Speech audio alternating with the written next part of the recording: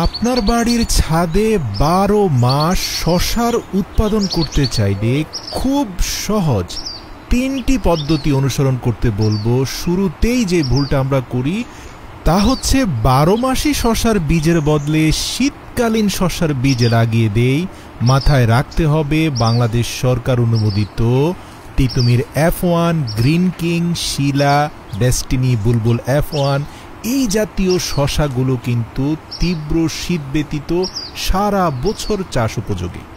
তাই 100% অরিজিনাল শশার বীজ সংগ্রহ করে 4 ঘন্টা পানিতে ভিজিয়ে রাখার পর পূর্ব থেকে প্রস্তুত করে রাখা মাটিতে বীজগুলো বপন করতে হবে। মনে রাখবেন মাটি তৈরির প্রক্রিয়াটি একদম সহজ। জৈব সার মিশ্রিত মাটির সাথে ধানের তুষ মিশিয়ে সেখানে বীজ বপন করে ভালোভাবে পানি দিয়ে দিবেন। দেখবেন 7 দিনের মধ্যেই বীজ অঙ্কুরিত হয়ে পরিপক্ক চারা গাছে রূপান্তর হয়েছে।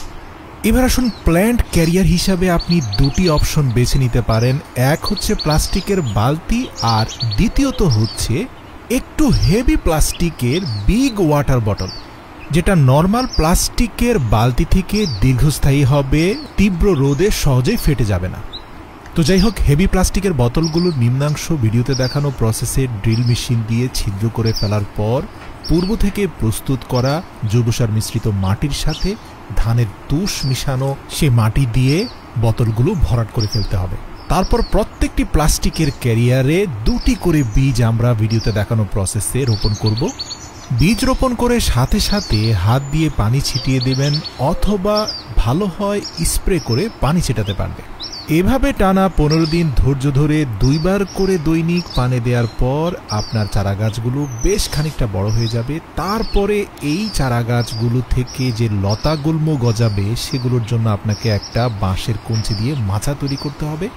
এবার আসুন, এই 15 দিনে আপনার রান্নাঘরের প্রত্যেকটা ডিমের খোসা ফেলে না দিয়ে সংগ্রহ করবেন। অতঃপর জৈব সার মিশ্রিত মাটির সাথে সেই ডিমের খোসাকে মিশিয়ে নেবেন, সাথে 1 মুঠো ইউরিয়া সার প্রয়োগ করবেন। তো সবগুলো উপাদান ভালো করে মিশিয়ে প্রত্যেকটা চারা গাছের গোড়ায় কিছু মাটি সরিয়ে এই মাটিগুলো মিশ্রিত করে ভালোভাবে নাড়াচাড়া দিয়ে নিড়িয়ে দিবেন। সার মিশ্রিত এই নতুন মাটি চারা গাছের গোড়ায় যুক্ত করার সাথে সাথে আপনাকে পর্যাপ্ত পানি দিতে হবে। ব্যাস 15 দিন পর যখন দেখতে পাবেন আপনার চারা গাছগুলোর উপরি অংশ লতাগুল্মের মতো বাঁকা হয়ে যাচ্ছে, তখন আপনার মাচার উপরিভাগ থেকে ভিডিওতে দেখানো প্রসেসে একটা রশিকে এনে প্রত্যেকটা গাছের সাথে আলতোভাবে বেঁধে দেবেন। মনে রাখবেন, জোরে বাঁধলে কিন্তু গাছগুলো নষ্ট হয়ে যেতে পারে। আপনাকে আলতো করে জাস্ট লাগিয়ে দিতে হবে, যাতে এই রশি ধরে লতাগুল্ম একটু একটু করে উপরের দিকে উঠে যেতে পারে। ঠিকভাবে দিতে পারলে 25 দিন পর দেখতে পাবেন আপনার চারা গাছগুলোর নিচের দিকে বেশ কিছু ফুল এসেছে এবং ছোট ছোট ফলও ধরেছে, আর শশা গাছের লতাগুল্মগুলো আপনার তৈরি করা মাচাকে আঁকড়ে ধরে উপরের দিকে এগিয়ে যাচ্ছে। আমি জানি বাগান করতে যারা ভালোবাসেন এই দৃশ্য তাদের জন্য কতটা দৃষ্টিনন্দন সেটা ভাষায় প্রকাশ করার মতো নয়। আর হ্যাঁ, পরিচর্যার বিকল্প নেই। তাই 30-35 দিনের মাথায় খুব ভালো হয় যদি আপনি জৈব সার মিশ্রিত মাটি আরেকবার মিশ্রিত করতে পারেন গাছের গোড়ায়, এবং সাথে সাথে পর্যাপ্ত পানি আপনাকে অবশ্যই দিতে হবে। 45 দিনের মাথায় যখন আপনার ফলগুলো পরিপক্ক হয়ে যাবে তখন আপনাকে কিন্তু ধীরে ধীরে সবুজ পাতাগুলো থেকে যে পাতাগুলো হলুদ হয়ে যাচ্ছে সেগুলো কেটে ফেলতে হবে। যেদিন ফল আহরণ করবেন মানে 42 দিনের মাথায় আপনাকে গাছের সবগুলো পাতা কেটে তারপর আপনি ফল সংগ্রহ করতে পারেন। তবে এক্ষেত্রে আমি ব্যক্তিগতভাবে বলতে চাই, যারা আসলে ছাদের মধ্য থেকে ফল নিয়ে খেতে চান তারা চাইলে 35 দিনের পর থেকে 45 দিন পর্যন্ত এই 10 দিন টানা আপনি আপনার ঘরের প্রয়োজন অনুযায়ী এখান থেকে তাজা তাজা শশা কেটে নিয়ে খেতে পারেন।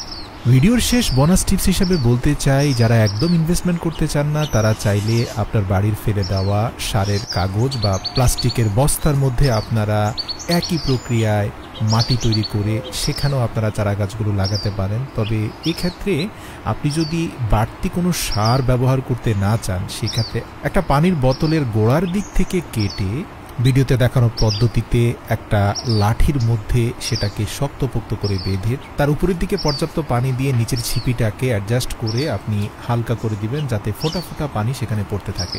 আসলে শশা গাছে কোনো প্রকার জৈব সার ছাড়াও মোটামুটি ভালো ফলন হবে যদি আপনি প্রতিদিন অনবরত গাছের গোড়ায় 2-4 ফোঁটা করে পানি দিয়ে যেতে পারেন। আর বাঁশের কঞ্চি দিয়ে বড় মাচা না বানিয়ে জাস্ট বাঁশের কঞ্চিগুলোকে ভিডিওতে দেখানো পদ্ধতিতে দেয়ালের সাথে হেলান দিয়ে রাখবেন। মাথায় রাখতে হবে এই গাছগুলোকে বড় হতে দেওয়া যাবে না। যখনই গাছগুলো বাঁশের কঞ্চির চূড়ায় গিয়ে পৌঁছাবে তখনই গাছের আগার অংশটাকে কেটে ফেলতে হবে।